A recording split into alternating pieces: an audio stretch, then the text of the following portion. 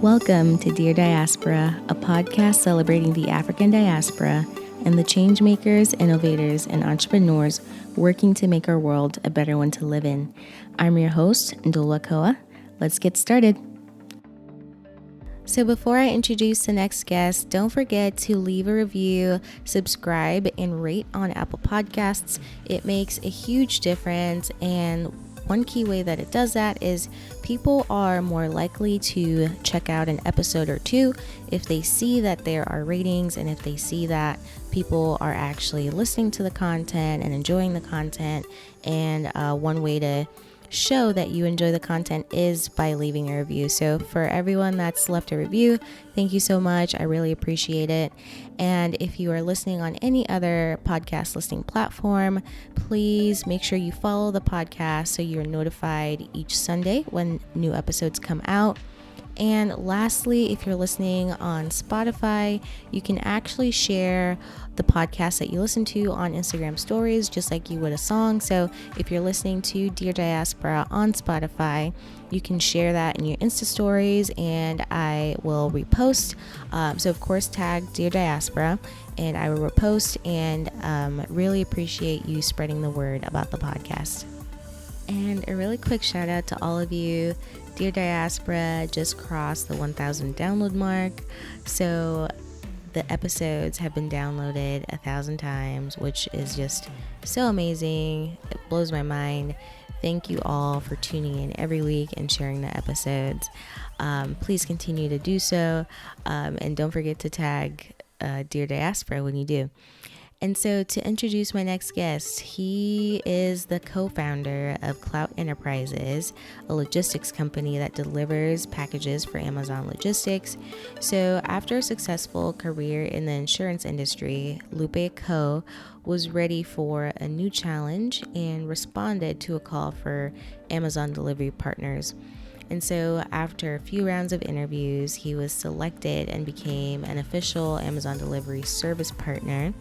So he walks us through that entire journey, what it was like interviewing with Amazon, what it's like, working with them as a partner.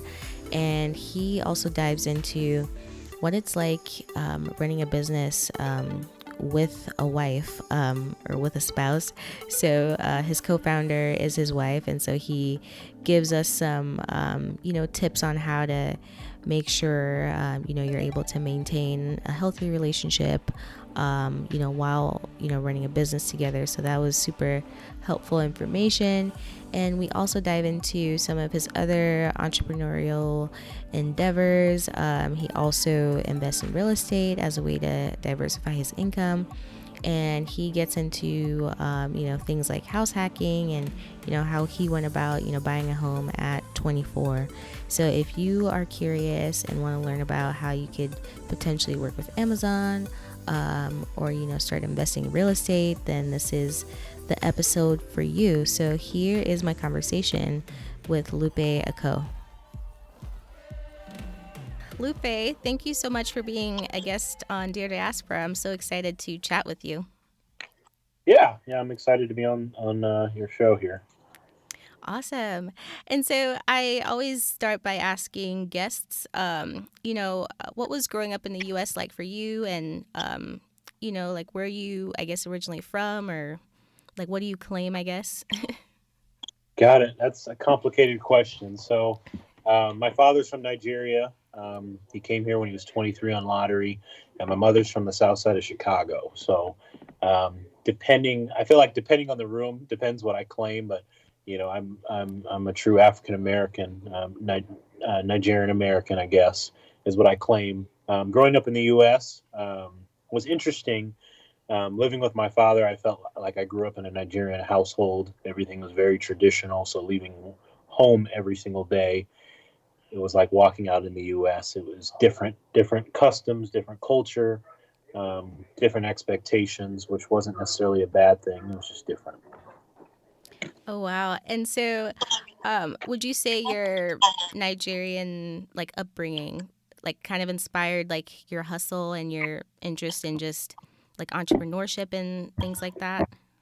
Absolutely. I think hearing and seeing my dad's uh, growth in the U.S. and then also hearing his past and where our family comes from, and then going to visit, I think it did inspire me to want to seek more and have more, and ownership being a big part of our family.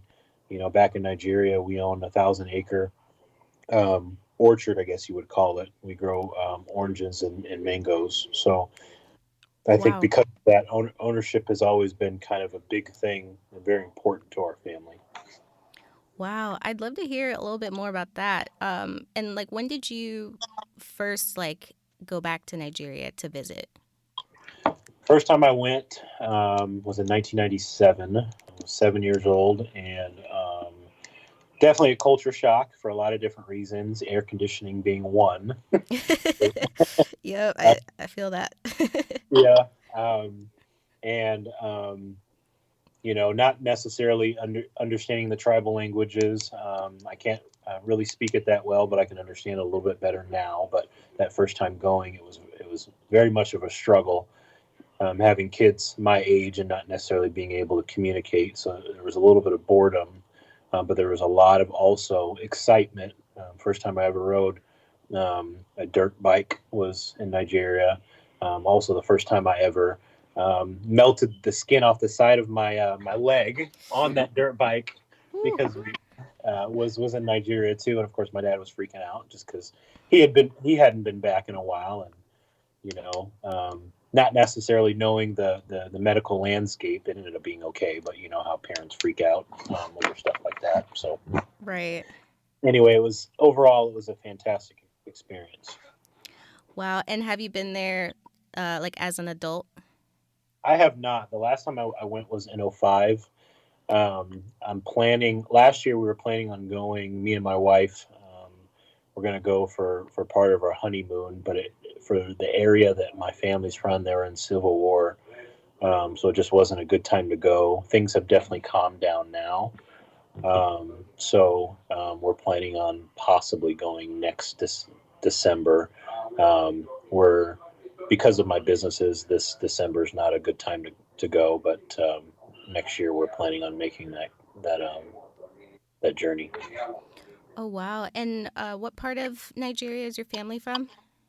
Benue State, Okay. uh, the breadbasket of Nigeria. Mm. So, Wow. Thank you for sharing that. mhm. And so I wanted to get into more of like your entrepreneurial endeavors. So at what point did you kind of realize that entrepreneurship was the right path for you versus like standard like 9 to 5 type jobs? I think I knew super early on. I just didn't know what. So when my father got here, um, he was he was geared up with education, is the best way to put it. I mean, he came here with his bachelor's degree already. Of course, it didn't translate to a U.S. job, so he went back and got his associate's and bachelor's degree here. Had a hard time when we came to Omaha getting a job, so he decided to start his own business. So I think my inspiration was seeing my father going from, you know, finding his niche in the United States to thriving in the entrepreneurship space, and just wanting that, wanting to be like my dad, basically. So I think that was 12, 13 years old. And that's Nice. around the time when I started my first business, I would say. Looking back, it was a business. I had a lawn care business in which I mowed um, neighbors' yards. I think I had, at my height, I had 20 accounts that I mowed on a weekly basis, which was a lot to handle being 12. But that was that Seriously. was that was great sneaker money. I loved it. That's so cool. Yeah. Wow. And so I want to hear about how like did you and your dad have a conversation when you decided not to follow the, going to college and getting a regular job path? Like, was that an issue for you guys, or was he cool with it since he was an entrepreneur like himself? He wasn't cool with that. So when I graduated high school, I was planning on being the best way to put it, a very creative engineer, um, an industrial designer is what they call them. And basically, I wanted to design products and how they function. And specifically, I wanted to be in the automotive industry, so I wanted to design cars. Got into the Art Institute of San Francisco, fantastic school. Um, did well in my ACT and my SAT, and got to thinking about cost, living out in that community, living in San Francisco, and I calculated how much it would cost prior to um, actually getting a good job, maybe working for Ford or Mercedes. Those were the big connects that you could get probably an internship after graduating that program. And I would have spent about $275,000 before I'd probably make a dime from that degree. And that was kind of shell shock for me. And being that the automotive industry is very, very competitive, um, it was kind of scary. And I knew that my ultimate goal is I wanted to own something. So if I was going to go down this road, I would use my engineering background to own some type of company, maybe an engineering firm, et cetera, maybe an automotive company. Who knows? Um, so at that point, I decided to step back because I didn't really have. I didn't want to take out that much debt. I was a smart kid, but I don't think I was smart enough to get enough scholarships where I could justify it. So I decided to go to Metro. Um, Dad wasn't really happy about that at that time, but he was okay with the fact that I was going to school. Um, and what happened was what happens with a lot of kids that usually go to community college. You get a good paying job, and you start to go that route. So I got a job. 18 years old. I was making like $40,000 a year. I thought I was a baller. What? Yeah, Damn, that's amazing. At yeah, 18? yeah, yeah. And it was a sales job. I was always really, really good at sales, and and I took a semester off, and it was at an insurance company. So that's how I kind of got an interest in insurance, and I kind of started to learn about being an insurance agent and all this stuff, and went back to school during that period of time, but still kind of did this insurance route and got my license. Ended up working for a State Farm agent, and I kind of decided at that point I wanted it to be my career. And I told my dad that, you know what, I think I'm going to go down this road. I'm going to learn everything I need to know about being an insurance agent, and then eventually I'm going to open up my own insurance agency. And I remember my dad being distraught and, being like the traditional Nigerian, you're an abomination to the family, and Ooh. all the strong language that a lot of Nigerian traditional fathers use. And he actually didn't talk to me for about 2 months. Um, Damn. and it was tough, but I had made the decision, and I kind of told him, I said, "You'll see."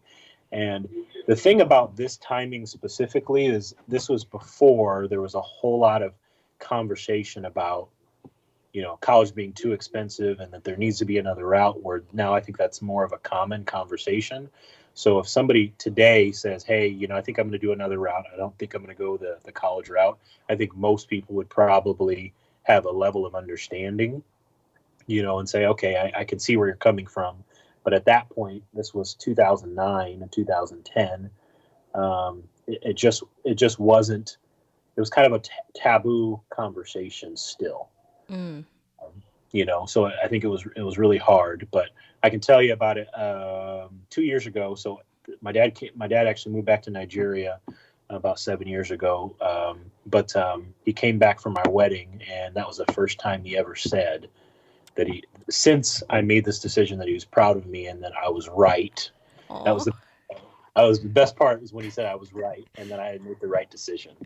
But then also he then turned around, and being the traditional Nigerian, he says, well, I know eventually you'll go back and get your PhD. What? and, Oh and my I gosh. and I laughed and I said, no, it's probably not going to happen. But it was nice to hear that. So. Totally. And so what would you say working in insurance like taught you? Like what was the like one of the biggest lessons that you learned? Um, the biggest lesson, I would say, Organization. I think I've always been somewhat of an organized person, but I think that that increased a notch when you have 500, 600 clients that you have to make sure that get what they need. And then also execution, I would say, from a sales perspective, because I started my insurance agency from scratch. I had no client base, so I had to learn how to put up a, put together a plan where where you have all these activities that you have to do to eventually generate income for yourself. So you had to basically work backwards, so to speak, to get to the dollar. This is how much I want to make on a monthly basis. If I want to make this amount of money, I need this amount of new clients on a monthly basis. If I want this amount of new monthly on this amount of money or new clients on a monthly basis, I need to um, I need to speak to this amount of people or ask for this amount of times to get this many yeses. If I want these opportunities to even ask, I need to talk to this many people. If I want to talk to this many people, I need to go to this amount of networking events so that I can meet those people to even get the opportunity to ask. And that process didn't happen overnight, but then you start to figure out that funnel of how to generate sales. And now it's second nature. I forget sometimes. I've been doing this for 9 years. Wow. Sales and insurance sales specifically. Wow. And so do you still do it, or you just completely left like insurance? So I still do it. I still have my own insurance agency with Farm Bureau Financial Services. I do have two staff. I have an assistant that helps me out, and I have a sales associate that generates some business as well.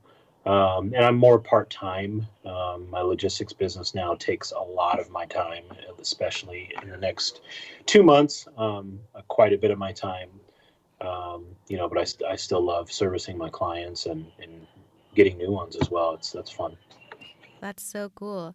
And so, could you share a bit more about your logistics company, and just how, like, is it something that you'd been thinking about for a while, or yeah, like just walk us through like that journey. Yeah.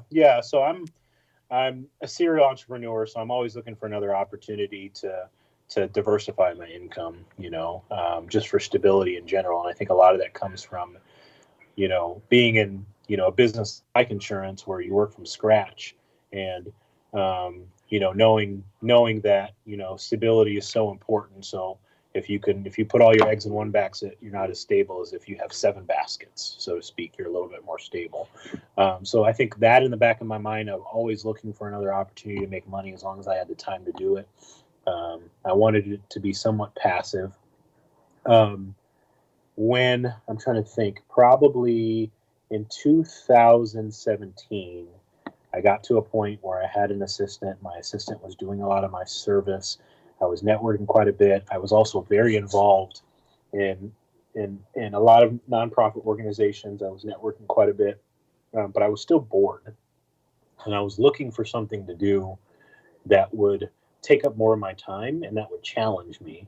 I felt like I was so unchallenged, and I was just looking for something else. And I remember actually speaking with a couple of my friends that are actually in the logistics space, talking about how they should leave what they're doing. We should start a trucking company. We should start a trucking company. It was kind of an idea that was just thrown out there. And I'm an avid reader, and I remember, I think it was in July, Amazon had posted about how they wanted to start a logistics division, and they wanted to start delivering their own packages.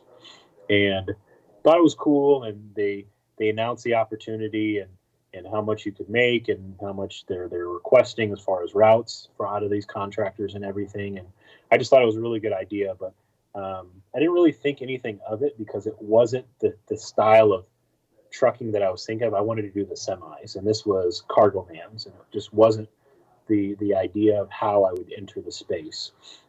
And I remember speaking with my mother-in-law and telling her about it and saying, "Hey, Amazon's doing this trucking business, just making conversation, because Amazon's just a fun company to talk about." And she kind of took that information. We talked about it for a little bit. And then she went home and did her own research, read some of those same websites that I read, and gave me a call and said, Lupe, if you're not going to do it, I'm going to do it. So we decided we were both going to apply. This had been in July of 18. Um, and my mother-in-law is probably going to hate that I'm going to say this, but I'm going to say it anyway. She got denied within 24 hours. I had told some other people they had gotten denied within weeks of Wow. applying, and I still hadn't heard anything. So I was shocked because my mother-in-law actually has more business experience than I have. She's better. She's more well off than I am. So I was actually surprised that she got declined and I was still in the running. Um, I think they had sent me a couple emails when I first submitted my application saying, hey, we should give you an answer in 2 to 4 weeks. I followed up in 4 weeks and they said, oh, it'll be eight to 12 weeks follow up. We'll follow up later. And I just kept following up. And eventually I received a call from somebody from Amazon. And I remember thinking, oh, this is BS. So I got I got that call and I did the interview. Right after the interview, I got another call to do another interview from somebody else later on that day. So I did 2 interviews in one day. And then at the end of that interview, they basically say, we'd like to incline you to move forward um, as a DSP with Amazon. And kind of the rest was history. Everything went really, really quick, within 30 days of starting my business. I had 35 employees and I was running about 15 to 20 rounds a day. So Wow. it was very, very quick growth. Seriously. So a couple questions. What kind of questions did they ask you during the interview? Like, were they trying to see what sort of like business experience you've had, or if you've had prior like logistics experience? It was more based on team building. A lot of the questions were geared to, how do you deal with difficult, cultures? How do you change culture? How do you develop culture? How do you redirect employees that are not necessarily doing what they need to do? Um, how are you overcoming objections? How do you deal with tough situations? Because in this business you're going to have to fire somebody. Are you willing to do that? How would you do that? So they're looking at I think they were looking at processes, and they're also seeing that I'm somewhat corporate and fair about my processes, and not necessarily having knee-jerk reactions to certain things, but making sure that I'm providing documentation, but then also following through with my actions, but then also providing opportunity for my future employees to redirect themselves and become better employees.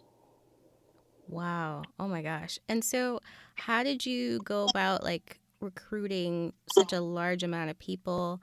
And how does does Amazon provide the vans, or did you have to like contribute to that in any sort of way? Like, how does this all work? Well, as far as hiring is concerned, Indeed is how I hired majority. Not to mention referrals from social media, and then also friends and family that wanted to help out. And then to answer your question about the vans are leased to me. So technically, my company owns those vans. They're outfitted by a fleet company um, that outfits them to look like Amazon branded vans for us. So um, it's kind of the coolest plug and play franchise program that I've ever seen. I don't know if they call it a partnership, not a franchise, but they're very similar in nature. So cool. And so, like, with the name, is it technically Clout Logistics or Clout Enterprises? It's Clout Enterprises, and it was Clout Logistics to start. Um, but to be completely honest, I wanted to buy the URL, and cloutlogistics.com was taken. So, Dang. so Clout Enterprises was better and actually sounds bigger. So Totally. I was able to buy cloutenterprises.com. and then changed my DBA. So I changed that probably 6 months in, where now it's actually Clout Enterprises, and I'm still in the process of changing everything over. You know, every month I seem to find something else that still says Clout Logistics on it, and I change it. So, um, go ahead. Oh yeah. And so like when you were being like interviewed and being asked all those questions about like team building and stuff, did you have like did Clout Enterprises exist at that point, or were you still waiting to like get the official like approval and then you like started to make moves towards like actually saying like okay, this is a thing? So Clout Enterprises was not a thing at that point. We didn't have a name. We didn't really have a business. We literally started Clout Enterprises because of the contract that we were able to get with Amazon. Okay. And selfish plug, we are looking for other contracts. So if you're listening and need some last mile movement, I would love the opportunity. So cool. Wow. And so what is it like partnering with Amazon? Like is it a pretty smooth like process? Are they easy to work with, or what's it like? You know what I'd say the biggest thing that I tell people is this is a new program for everybody involved. I think Amazon's been in the logistics space for 5 years, and in Omaha they're less than a year old. So they have their share of challenges, but I think overall the program is growing at a rapid pace. We're making a lot of changes, and things are improving a great deal, and I love it. I wouldn't change it for the world. Very, very cool. And so what's like the long-term plan, or even just like where do you want Cloud Enterprises to be in like the next 2, 3 years? I would love to have 3 to 4 other contracts. And I'd love it, love Clout to be, a regional force in its own right in the last mile space. And so what exactly do you mean by last mile space? Like getting the package to like the consumer? Is that what that means, or? Yep. There's last mile is basically just the last distance to the customer. Um, in the logistics space, middle mile is what a lot of people hear about, and that's basically the semi space. They usually call it middle mile, and that's from usually the warehouse to maybe a distributor. Like let's say that you go from the manufacturer to Walmart. That would be middle mile, and then if Walmart did their own delivery just to a consumer house, that would be to a consumer's house, that would be last mile. Very, very cool. Yep. Nice. And so you are technically the co-founder, right, of Clout Enterprises, Correct. and is Brittany, your wife, the other co-founder? She is the brains on the executor.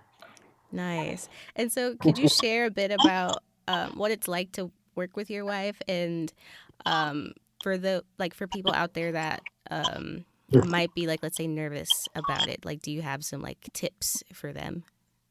Well, be candid with you. It has its share of challenge. She get on my nerves, but no. But I'd say most of it's good. Most of it's good. We've been together for we've known each other for 12 years. We've been together for 10 years. We've been married for 2. And so I think that we've evolved together as people. So we think a lot alike, um, and because of that, there's very few disagreements that we have on business. And a lot of times, if we do have disagreements, it's usually because my wife wants to give the world away, and she forgets that we're running a business as well. So we have to balance that line of, I'm the super conservative, and she wants to give all our employees everything that they've ever wanted. If we could pay our drivers $80,000 a year, she would. Oh my Um, god. and there, at the same time, there's a bottom line. So that's probably our biggest thing that we struggle with, but we always come to a common ground. And I think it's a good mixture. good cop, bad cop type of things. And it's kind of funny to watch our employees when they want something. It's kind of like that parent role. They know who to ask to get what they want, and it's usually not me. So, but I think I wouldn't have it any other way. I think the share of challenge that we have with it is turning it off. Since we work together and then coming home, it's very easy to then be sitting at the table and talking about it and then watching Netflix. And now we're still talking about work. Mm. So we have a conscious effort at 9 p.m., no more work. We can't talk about it unless it's something immediate. But then as soon as that immediate is taken care of, we're no longer talking about it again until the next day. So we've established that, and it's definitely helped. And we plan. Um, we also try to plan a quarterly a vacation where we then spend that time together, and then that week we do what we need to do in the morning with work, and then the evening with work, and then the rest of the day we spend time together enjoying each other, because you do have to have somewhat of that separation, especially if you're working with a partner, and then establish goals in the business. I think are super important, and making sure that they align. And I think especially with a business like this where it has totally transformed our life from a financial standpoint, we have to be on the same page on what we're doing with this money. So I think we always have been. So I think that hasn't been a struggle, but I can see it being a struggle for some people. Wow, thank you for sharing that.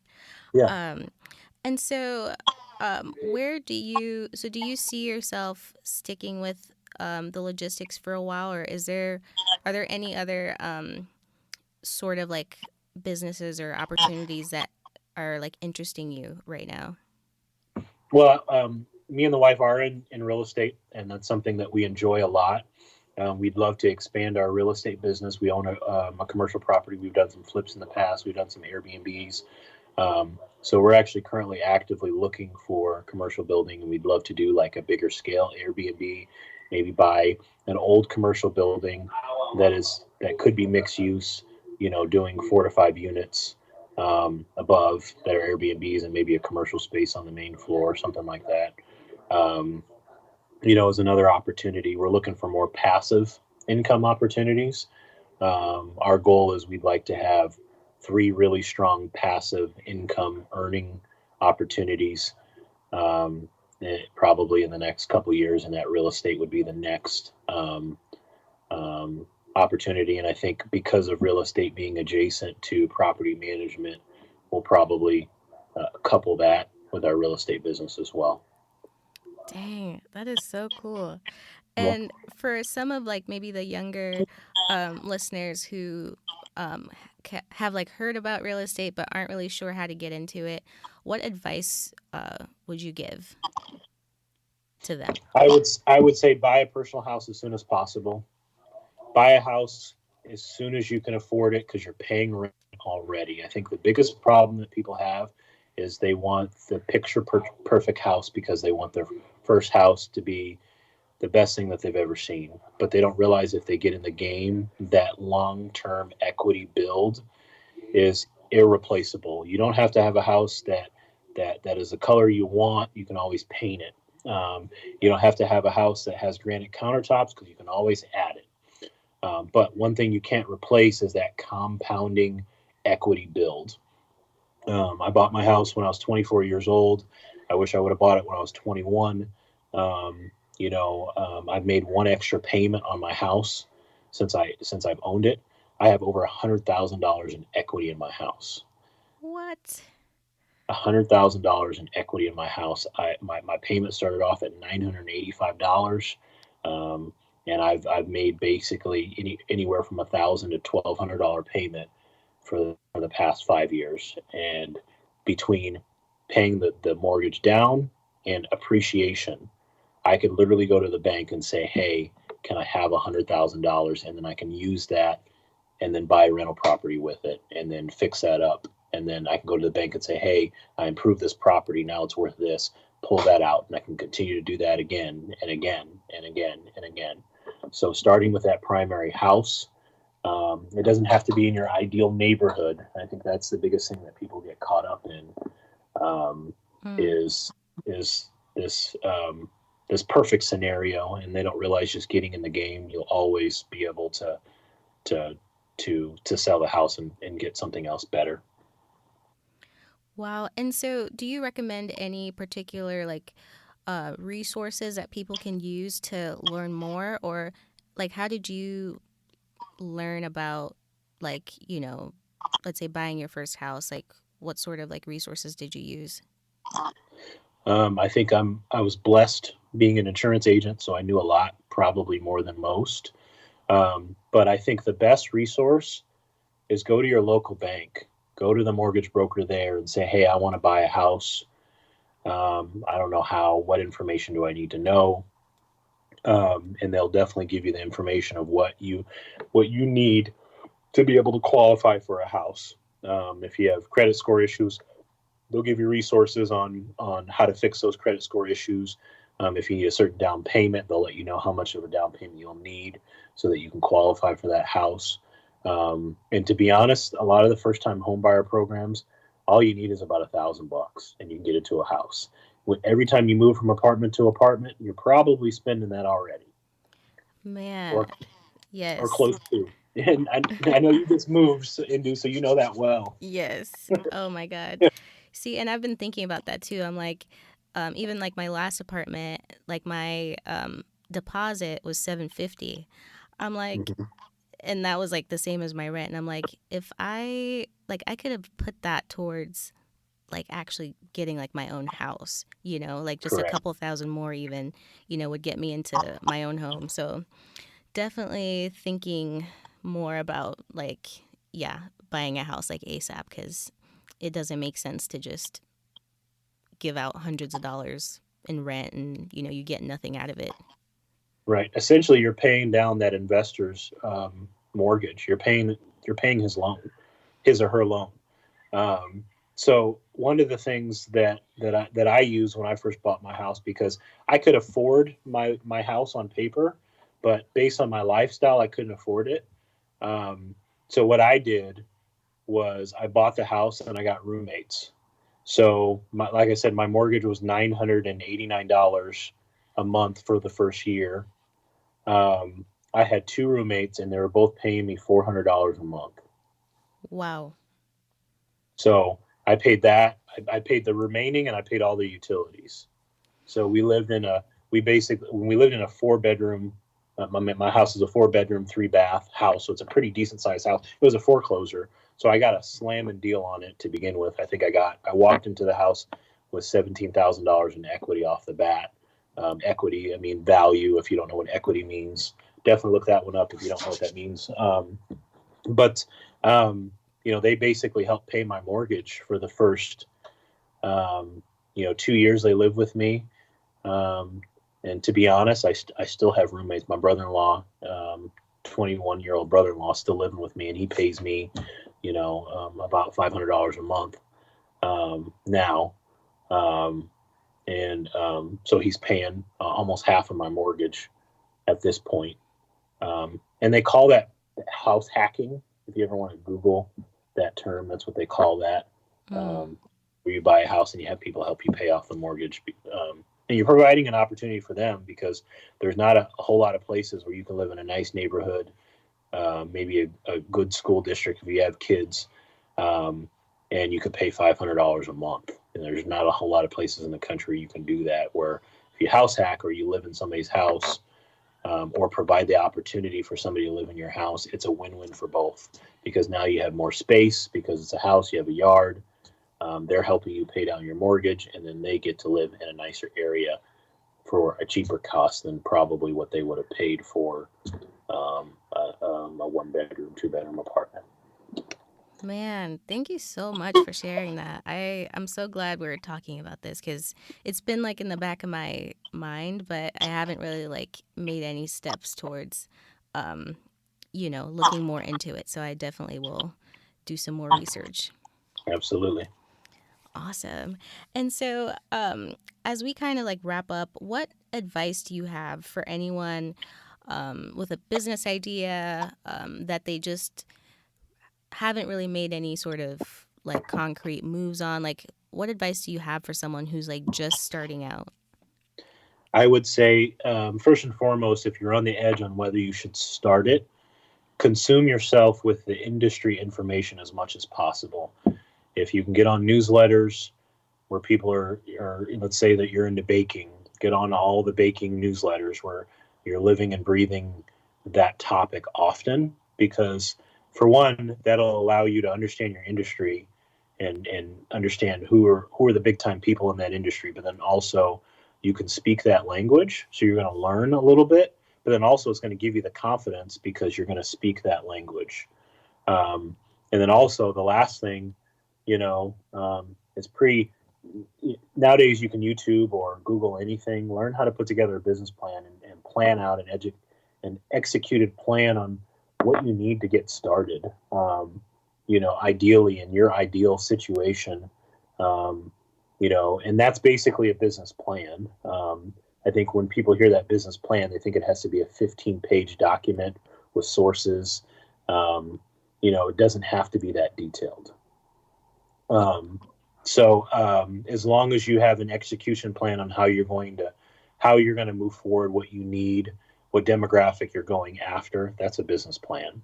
Now you can get more detail with that business plan, but that's definitely a good start. And I think the last thing is starting where you are. I think the biggest thing that I see with a lot of business owners is, for one, analysis, paralysis by analysis. Mm-hmm. Mm-hmm. They think so much about it that they never get started, and they think that they have to look so big when they get started. Get started where you are. Some of the coolest, and I use food because I think we see people start those type of businesses all the time. And some of the coolest places I've ever been to was a hole in the wall bar, and they had their shelving unit behind their bar was plywood that they found at like a plywood junkyard space that they borrowed a chainsaw from Lowe's and cut it up and made their shelves.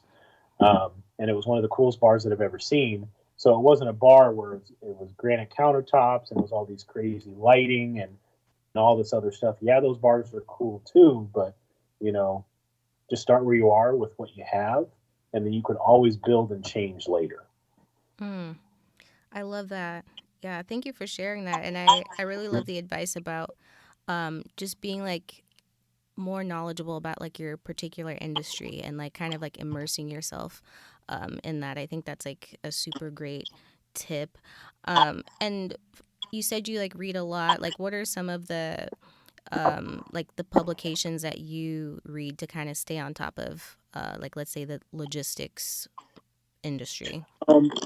Um, so logistics specifically, I would say that, to be completely honest, that's probably a blind spot of mine, just because I'm so busy in the business. I probably don't read up as much since I've started that business, but um, I read up a lot on Amazon, mainly just because they're my biggest contract. I just want to kind of know what Amazon's up to, and I Mm, know Amazon specifically, they post on CNNBC.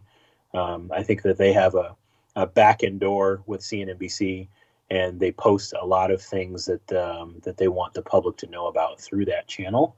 So I follow them relatively closely, and in doing that, usually there's related links, there's related articles of adjacent topics within the logistics space, or maybe FedEx has done something, UPS has done something else, or Wayfair is kind of a smaller competitor of something that they do something similar. mm, Uh, where I hear about maybe what they have going on, and that's kind of how I learn about what's going on in the industry.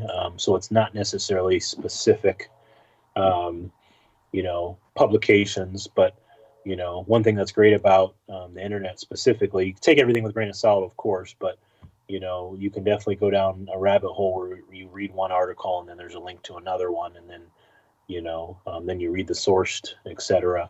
And then you're learning a lot about the industry and what's going on. totally. Yeah, thank you for sharing that. And I have to ask, so do you see yourself ever living in Nigeria or doing, something similar to like Clout Enterprises back home, or just any sort of, I guess, business? Like, do you see yourself doing that?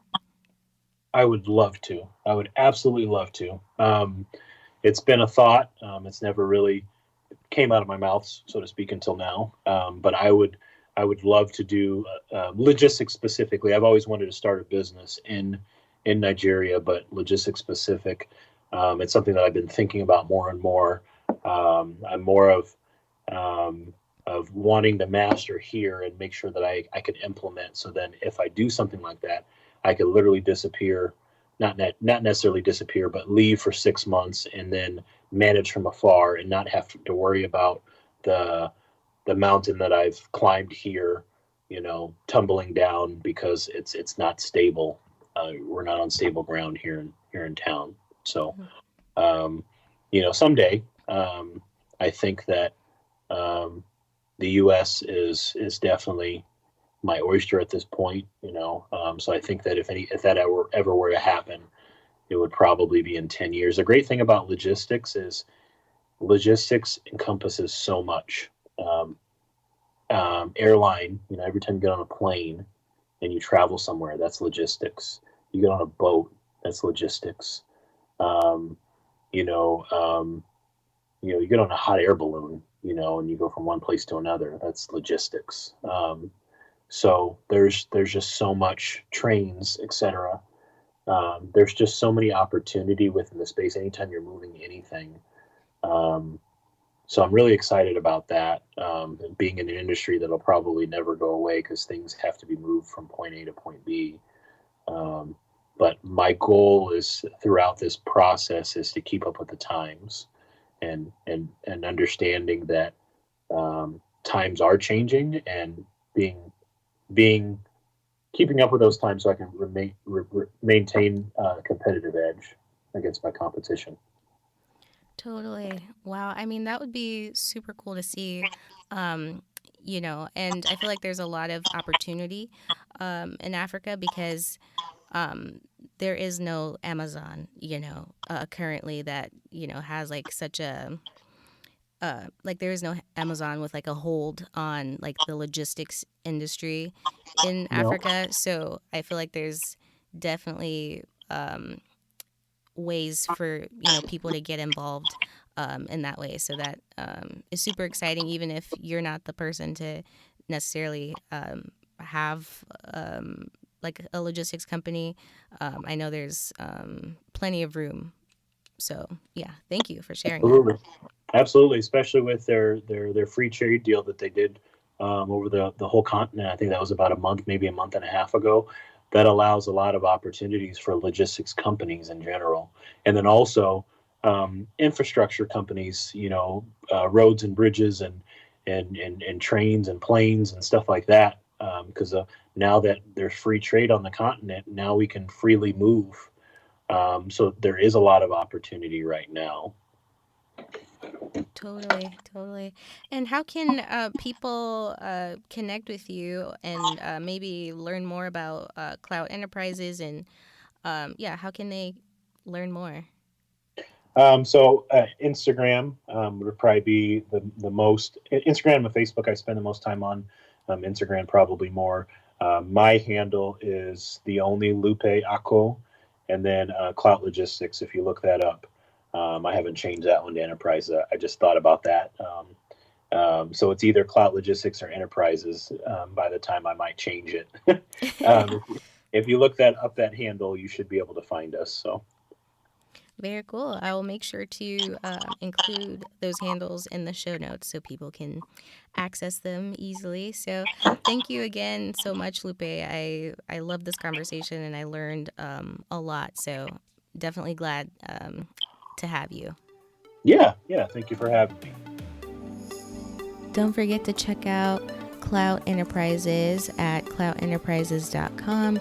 You can also find them on Facebook at facebook.com/Clout Enterprises. So if you just scroll up, the links to those are right in the description, or you can visit deardiasporashow.com/episodes. Thanks for listening to Dear Diaspora. If you like what you hear, subscribe, rate, and review us on iTunes. You can find us on Instagram at Dear Diaspora or visit our website at deardiasporashow.com. Thank you, and talk to you next week.